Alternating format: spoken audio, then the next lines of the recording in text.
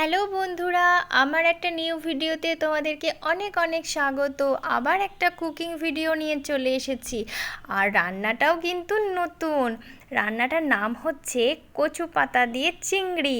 এই যে কচু পাতা, আমরা কিন্তু কচুর ডাঁটা দিয়ে চিংড়ি মাছ, ইলিশ মাছ এইসব রান্না কিন্তু বানিয়ে খাই, কিন্তু এটা হচ্ছে কচু পাতা দিয়ে চিংড়ি মাছ। আর কচু পাতাটা, এটার নাম হচ্ছে দুধমান কচু পাতা। যারা চেনো তারা অবশ্যই বুঝতে পারবে। এবার পাতাটা কাটিং চলছে, শিরাগুলোকে খুব ধীরে সুস্থে এইভাবে কাটিং করতে হবে। আর এই কাটিংটা কিন্তু করছে আমার কর্তামশাই, আর আমি ভিডিওটা করে দিচ্ছি কারণ আমি এই কাটিংটা ভালো করে আমি পারবো না। কাটিং হয়ে গেলে, শিরাগুলো কাটিং হয়ে গেলে তারপর সমস্ত কচু পাতাগুলোকে একসাথে করে নিয়ে এইভাবে কুচো কুচো করে কুচিয়ে নিতে হবে। এই দেখো, দেখেছো কুচোনো হয়েও গেছে। আর চিংড়ি মাছগুলোকে, খোলাগুলোকে ছাড়িয়ে নিয়ে চিংড়ি মাছগুলোকে এইভাবে ছাড়াতে হবে, মানে খোলাগুলো রাখলে হবে না।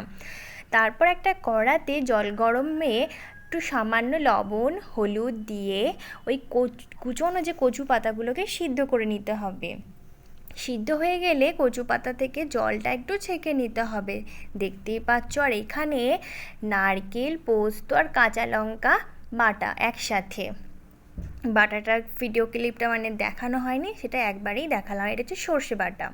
তারপর কড়াইয়ে তেল গরম হয়ে গেলে চিংড়ি মাছগুলোকে একটু ভাজা ভাজা করে নাও, কিন্তু বেশি কড়া করে ভাজবো না, মানে বেশি লাল লাল করে ভাজবো না। এই দেখো, দেখেছো একটু সাদা সাদা ভাব আছে, এরমভাবেই কিন্তু চিংড়ি মাছগুলোকে ভেজে নিতে হবে। তারপর ওই গরম তেলেই একটু কালো জিরে ফোড়ন দিয়ে দিলাম।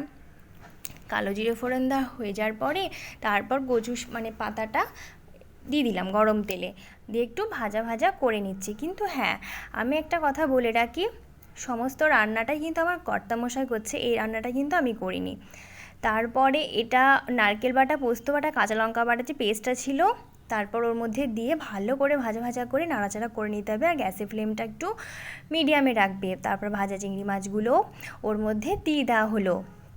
তারপর ওইটাকেও কিন্তু ভাজা ভাজা করতে হবে। ওই যে সর্ষে বাটাটা ছিল, সর্ষে বাটাটায় একটু জল দিয়ে ভালো করে গুলে একটু ছেঁকে নিতে হবে, মানে যে জলটা বেরোবে সেই জলটাই কিন্তু আমরা নেব। ওই যে কালো কালো ওই দানা দানা, ওইটা কিন্তু আমরা নেব না। ভালো করে ছেঁকে নেওয়া হয়ে গেছে সর্ষের জল, তারপর ওইটা ওর মধ্যে অ্যাড করে দেওয়া হলো। এবার ভালো করে নাড়াচাড়া করো। সামান্য পরিমাণে লবণ আর হলুদটা কিন্তু বুঝে শুনে দিতে হবে, কারণ সিদ্ধ করার সময় লবণ হলুদ দেওয়া ছিল।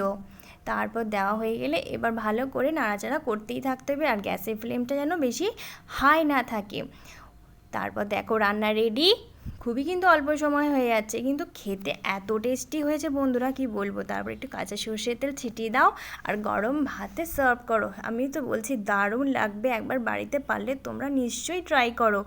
তাই তো নাকি। আর চিংড়ি মাছ পড়েছে মানে তো বুঝতেই পারছো, কালারটা যেমন দেখতে। দেখা হচ্ছে নেক্সট ভিডিওতে, বাই।